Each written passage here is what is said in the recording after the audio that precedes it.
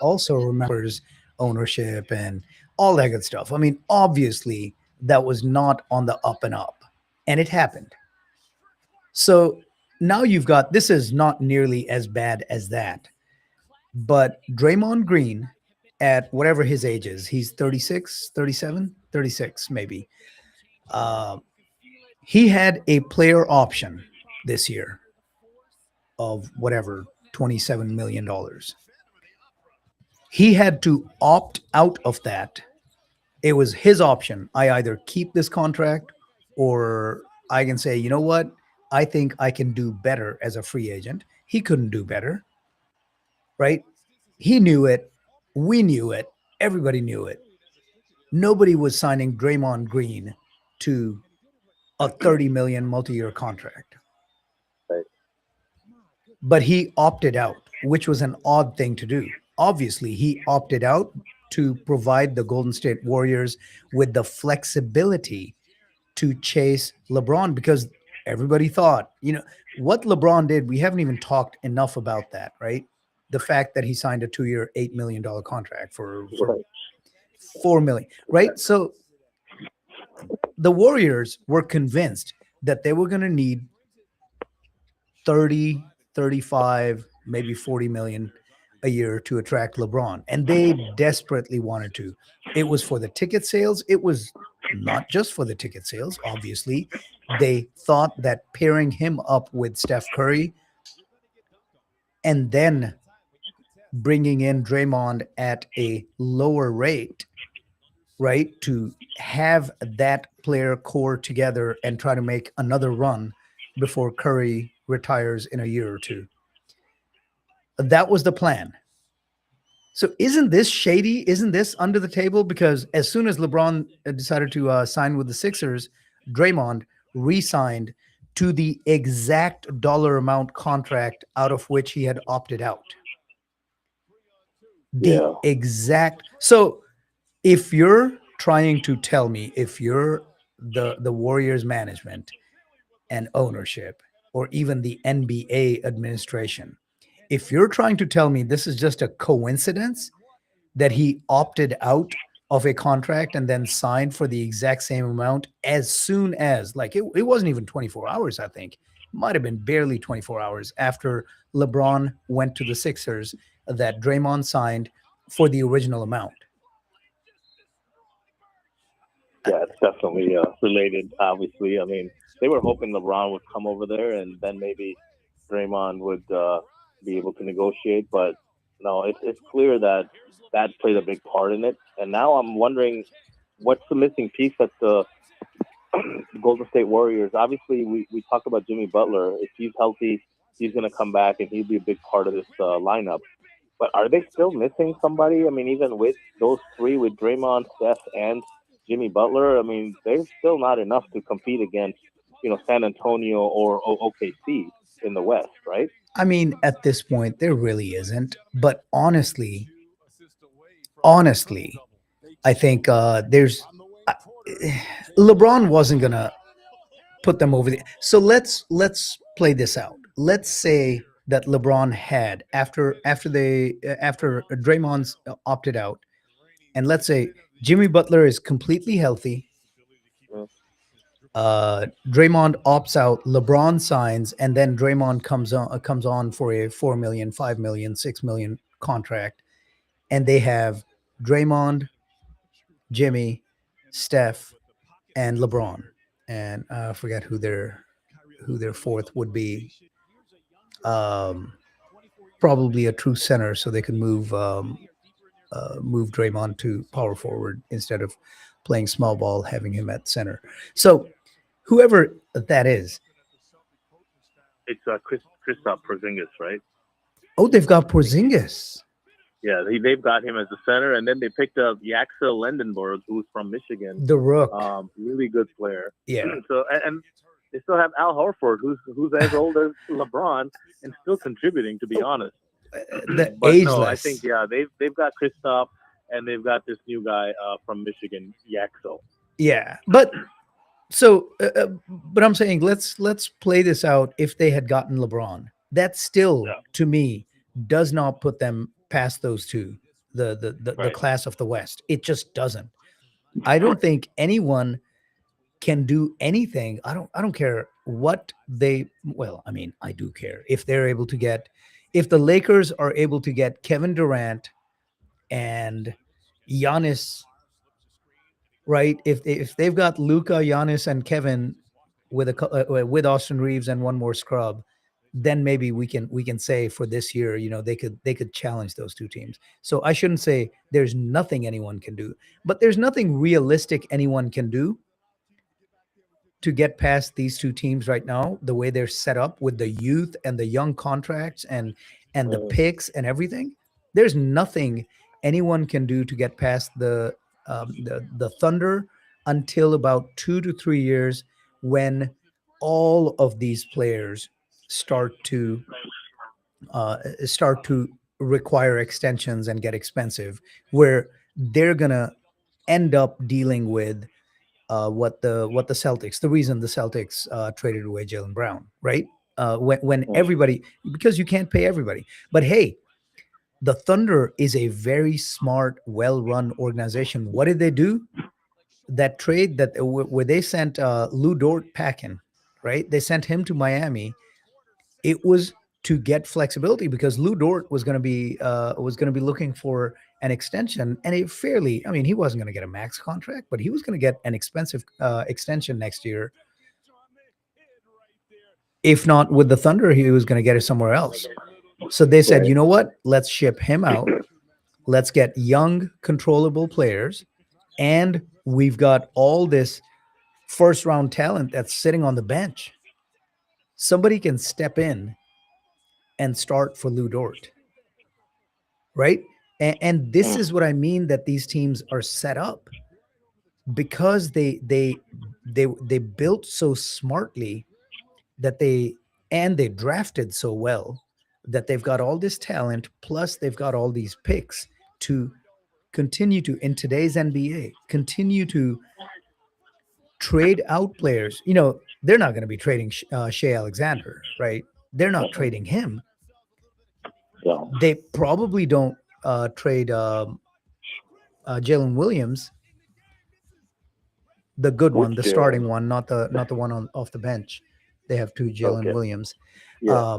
But the other pieces, I mean, heck, I would not be surprised if anyone other than those two are movable pieces as far as the Thunder front office is concerned.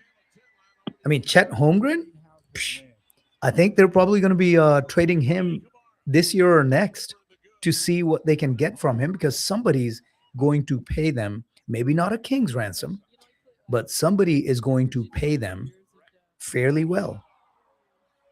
And they go use their picks, accumulate more picks, and use their picks to replace him, especially after what he did last season, right? How he disappeared in the playoffs. Right. So the only hope that the teams in the West have at this point is for these teams, their young contracts to age out, where they can't keep all these players, right? And I started with the Thunder first because San Antonio's on a similar path. They're just about 2 years behind them because their young contracts are younger than the Thunder contracts are. But they're gonna have a come to Jesus moment in about 3 to 4 years, Yeah. right? Victor, Steph Castle, Champagny, or whatever, however his name is pronounced. Yeah. All of these young Harper, Harper's about he's on a 4-year rookie contract. So Harper should be a starter over De'Aaron Fox, man. I The think, way he plays. yeah, I know that De'Aaron Fox is making a lot of money, so it doesn't make sense to have that guy not be a starter. But yeah, if money wasn't the issue, I think Dylan Harper has proved himself to be quite the player in this starting lineup if he gets a chance. I think the San Antonio Spurs need to flip De'Aaron Fox this offseason before Yeah. the season starts. Yeah, I understand yeah, they're not going absolutely. to get fair value after the way he finished the finals Yeah. and the money that's on the books. I mean, his Right. 4-year extension that they gave him doesn't kick in until next year.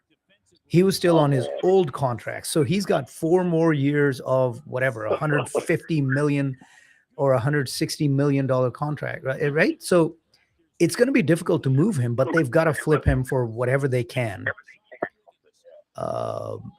Because yes, you're right. Dylan Harper needs to be the starter. He just does.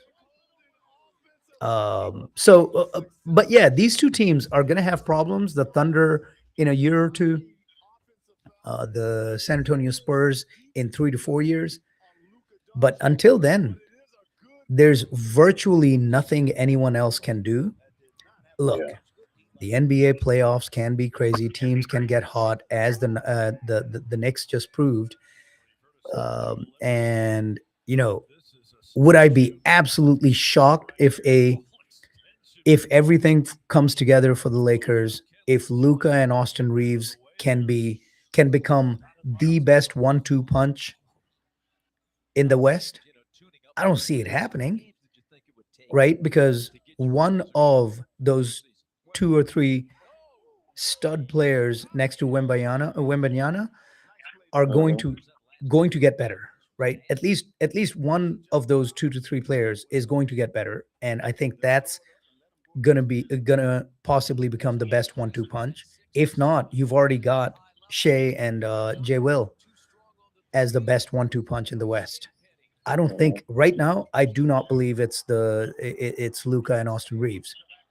But if Austin Reeves gets better, if Luca continues to show this commitment to being in shape, continuing to control his emotions on the court, to have high IQ plays, continues to make his teammates better. Yeah, they could become the Hey, best duo. and don't forget Bronny James. Oh Come yeah, on yeah, yeah. now. Sorry, I forgot. Yeah, I can't He's believe still he's there, still right? on the roster. I don't know. You know, if I were a betting man, I might bet that the Lakers roster at the beginning of the season does not have Mm. Bronny, on the roster. Mhm. Maybe, and I haven't looked at his contract. I don't know how much they're paying him. Maybe they think that it's worth the goodwill if they're paying him just a couple of mil, whatever, to just keep the peace with LeBron, because Mm. they're gonna want that. They're gonna want to use LeBron's brand as their ambassador after he retires. Because let's be frank, I think in his retirement, LeBron's first and foremost brand ambassadorship association is going to be with the Lakers, just because the Lakers is the market, LA is the market, right? I Yeah. mean, is he still going to associate with the Cleveland Cavaliers? Probably. That was his first team. That was the team he went back to. He brought a championship, right? Is he going to have some association with Miami? I think to me it's Lakers 1, Cleveland 2nd, Miami 3rd, right? And then maybe if he has some spare time, he might throw the Philadelphia Sixers a bone, right? But I think the Lakers have a vested interest to keep the peace, keep good relations with LeBron, to use his brand ambassadorship beyond his retirement. So they might keep Bronny on the roster just for that, if they're not paying him too much. But if they need to clear space, if they need more space, I guarantee you they're going to be looking at Bronny, because his whatever 2.2 points and zero point 0.8 assists a game, it's not going to be missed. Yeah. And anyone who says that, he wasn't there just because of his last name is Mm. just fooling themselves. I mean, so let me ask you this. If the Lakers release him tomorrow, does any team not called the 76ers even think about picking him up? I mean, not with his production last year. He, like you said, I mean, it really it's his last name, and maybe they do it with because after this 2-year deal with 76ers, I don't see LeBron coming in for another right into his mid 40s. Right, I think this might be his last stop, and he mentioned it as well. Final decision, hopefully. So yeah, I don't know if there's a big market now. He's only making I think 2.3 million or something with the Lakers, his current salary. Bronny? So it's not like a huge salary cap issue. But his I mean, he certainly has an upside. I mean, he's only going to get better from here. But what he did last year wasn't enough to really move the needle for most teams, unless LeBron was part of that package. You know? Yeah. And I stand corrected. I just looked it up. So last year, he averaged 8.9 minutes, 2.9 points on 40% field goal shooting, 38% from three, and 85% free throws with 0.6 rebounds and 1.2 assists. So look, he's not getting a whole lot of playtime. And I understand you can't just extrapolate that over, if he's in 9 minutes, he's doing this. Then if he gets 18 minutes, it's going to be twice as much. No, not necessarily. But he did make a leap, right? His rookie year in 24-25, he had 2.3 points on 31% field goal and 28 from the 3-point range, shooting 78 on free throws and 0.7. He's improved across the board. He definitely improved. He improved. He played in more games. When he got in those games, he got more minutes. He scored slightly more points, but his efficiency improved a lot, right? To go up your field goal percentage from 31 to 41, 10-point increase. Heck yeah. Yeah. Your 3-pointers, 28% to 38.6%, more than 10%. Yeah. Free throws improved from 79 to 86%. Yeah. Right? Can he get better? Possibly. We also forget he's only 21 years old? Yeah. Right? Yeah, I think he turns right? he turns 22 before the season starts in October. So he's fairly young, he's improved, so we shouldn't just pile on him. But he definitely got the chances because his last name is James.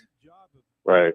And now his younger brother is actually going to be a better NBA player, I think, right? Yes. Yeah, that guy's got the talent. Yep. And the height. So he's going to be someone to watch. I think he's a junior this year? I think he's a junior. Yeah. He's going into junior year, so he's got 2 more years. Okay. That'll be interesting. It will. So look, whether LeBron is around for 1 year or 2 years, as you said, or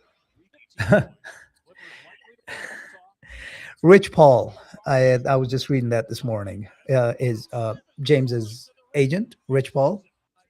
He came out and said that the 76ers roster and the 76ers contract has, quote, energized LeBron.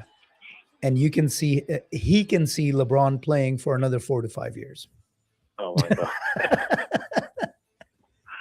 Wow. I mean, bro, I understand that you're probably mad that your client, because he gets a percentage of the contract, right? That he's mad that his player signed for less, and you're hoping that he continues to cash in for you for another few years. But come on, man. LeBron's not playing when he's 46 years old, not in the NBA.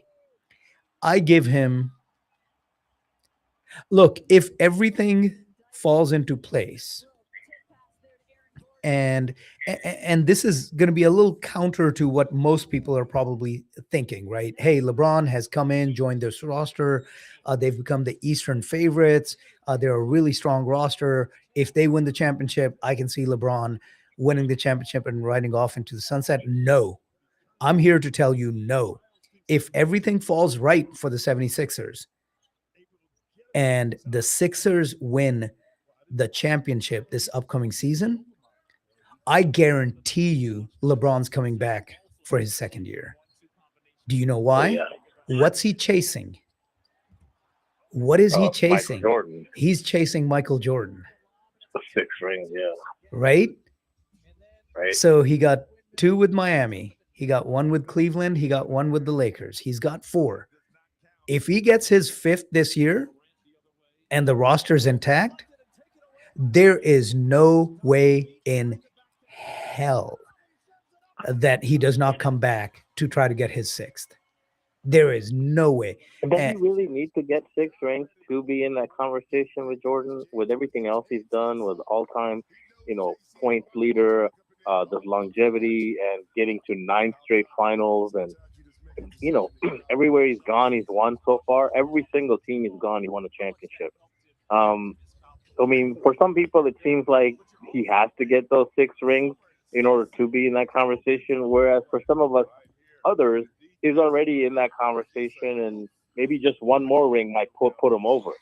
I don't know. Yeah. So here's the thing, right? You and I, or I don't know, anybody, any of the Stephen A. Smith could have different opinions on when a player becomes the GOAT.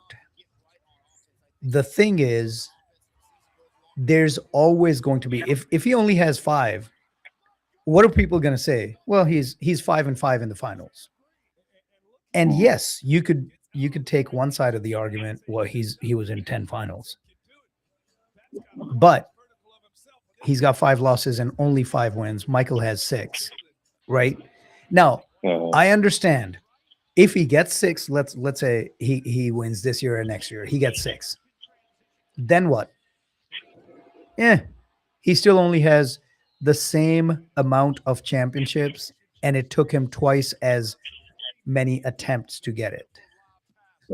Right? Let's say he gets 7. If he wins not 1, not 2, if he wins 3, he's at 7. The Michael defenders are still going to say, yeah, but he's 7-6, and it took him 4 teams to get those 7 championships. The problem is some of those arguments are difficult. And this is why I always loved Michael's response to the GOAT conversation. He's like, it's a ridiculous question, right? It's a ridiculous question. It's disrespectful to everybody who came before, everybody who came after. It's different eras, different players, different styles, different teams, different rosters, right? But hey, it keeps the conversation going. Unfortunately, right now we cannot keep the conversation going because we are at time for another ad break. We're going to take that real quick. We're going to come right back. You're listening to the Sports Spotlight right here on Radio Azad. Look at the middle. They're going to attack the middle. Shot clock at 5. Quickly to Toppin. Oh! Dunker's delight there with the right hand.